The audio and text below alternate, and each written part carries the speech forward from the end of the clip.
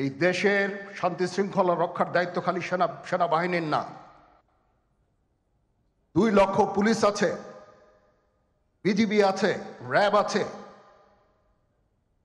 Answer VDP আছে, আমার আছে হচ্ছে 30,000 সৈন্য। এদেরকে আমি এই যে একটা বিরাট ভয়েড, আমি এই 30,000 সৈন্য দিয়ে আমি কিভাবে এটা পূরণ করব? 30,000 থাকে, আবার 30,000 চলে যায় ক্যান্টনমেন্টে, আরো 30,000 আসে। এটা দিয়ে আমরা দিন রাত আমরা চেষ্টা করে যাচ্ছি। এখানে যে সমস্ত উচ্ছৃঙ্খল কাজ হয়েছে সেটা আমাদের নিজস্ব তৈরি, এটা আমাদের নিজস্ব ম্যানুফ্যাকচার, আমরা নিজস্ব এইগুলো তৈরি করেছি।